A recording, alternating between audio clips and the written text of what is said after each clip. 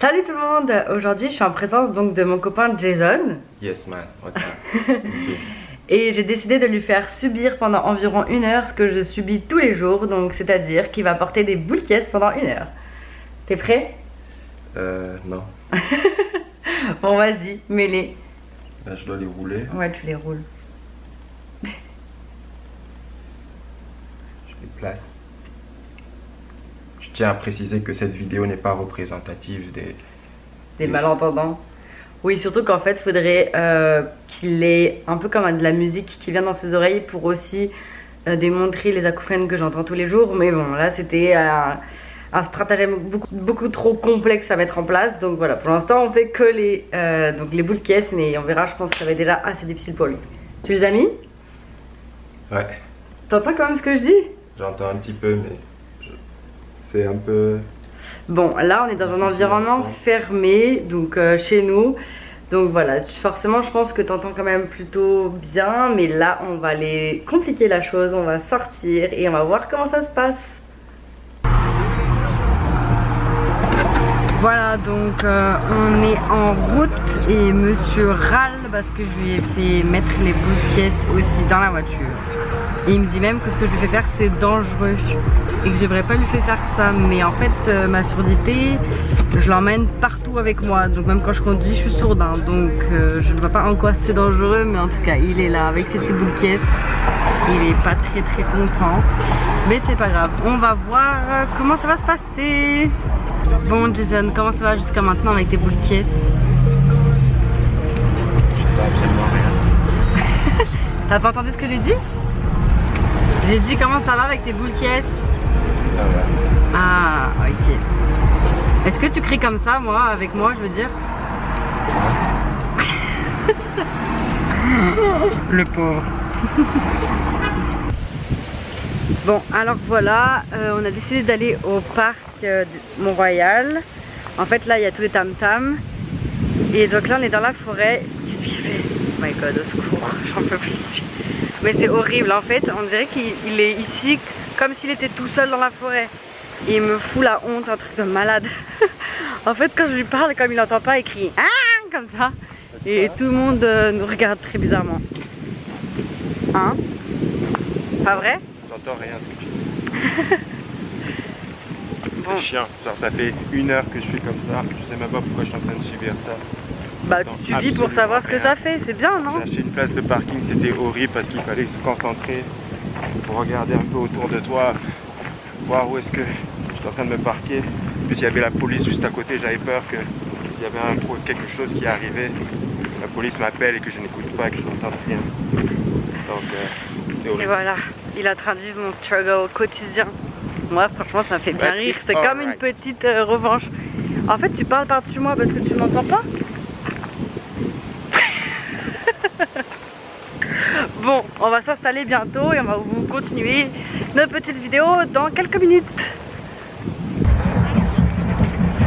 Donc voilà, on est arrivé au tam-tam. Donc je voulais vraiment qu'on aille dans un environnement un peu bruyant pour qu'ils voient ce que ça fait. Souvent moi en fait quand il y a beaucoup de bruit et des bruits surtout un peu comme des tam-tams, bah, je les entends pas, je ressens juste des vibrations. Donc ça devient comme une espèce de gros brouhaha pas très cool. Et surtout ça va par-dessus le son de n'importe quelle personne qui me parle. Donc voilà, je voulais qu'ils voient. Je sais pas trop si vous entendez les tam-tams, mais voilà, on est à l'événement au parc.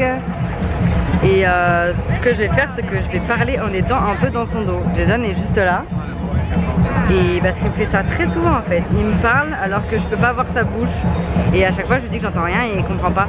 Donc voilà, déjà pour l'instant ça fait je sais pas combien de temps que je parle et il ne m'a pas calculé. Donc je pense qu'il ne m'entend pas. Jason, ça va? Là je t'ai entendu. Ah tu m'as entendu? Bah j'ai dit quoi alors? Hein? Ah il n'a pas entendu. Je t'ai entendu. Ça va? Ça va. Je sais pas trop comment tu vis le truc. Dis-nous comment tu vis ça alors. Ok, c'est génial, je me prends des gros vents en fait. C'est bien, au moins ça me fait réaliser que le pauvre, très souvent, il me parle, il me pose des questions et je lui réponds pas. Et qu'il doit se sentir très seul pendant même plusieurs moments. C'est pas mal, au moins je peux réaliser ça, mais bon.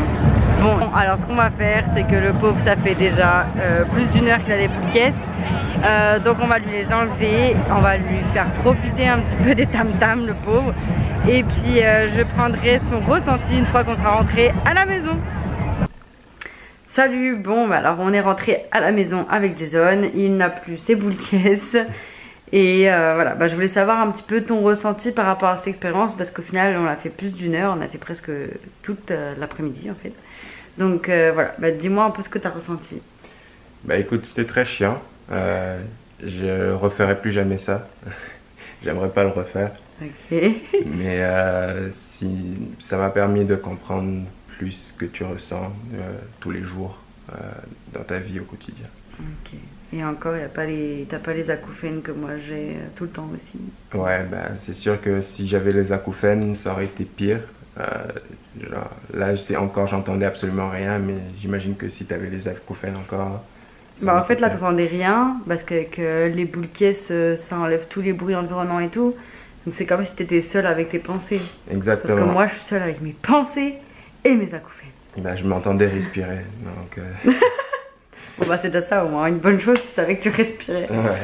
Après j'ai une dernière question, c'est par exemple il y a des gens qui dans leur entourage ont des personnes qui ont des handicaps, que ce soit la surdité ou autre chose.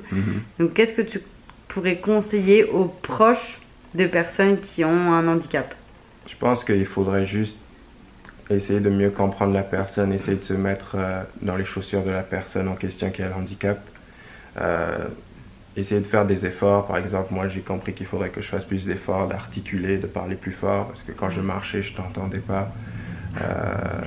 Donc je te demandais même d'articuler, parce que j'entendais pas les bruits, tout ça et tout ça, enfin tes sons et tout ça. Au moins vous allez plus vous comprendre et au moins ça serait plus intéressant. Donc plus d'empathie. Plus d'empathie et c'est du travail quand même, c'est quand même du travail, je sais que c'est quand même du travail, mais il faut juste continuer, essayer de se mettre. Je pense qu'il faudrait faire aussi une expérience comme ça, au moins ça permet de mieux comprendre aussi la situation de la personne et tout ça. Ah donc t'es content d'avoir fait ça au final, même si tu veux pas le refaire, au moins tu le Je comprends le referai pas, je suis pas content de l'avoir fait, mais je pense que c'est quand même nécessaire de l'avoir fait. Pour comprendre. Pour comprendre, parce que même quand t'es sourd, c'est pas visible à l'œil de l'autre que t'es sourd. Quand tu vis l'expérience, c'est là où tu comprends que ah ouais, c'est pas facile. Okay. C'est pas une vie facile. Moi j'ai voulu enlever à chaque fois. Moi, je voulais enlever. Oui, il a essayé plusieurs fois de l'enlever et je lui en ai empêché. C'était difficile. Enfin bon, bah merci Baby. Merci. Et puis bah on se revoit très bientôt pour d'autres vidéos qui vont arriver. Puis bah passez une bonne journée. Bye. Peace.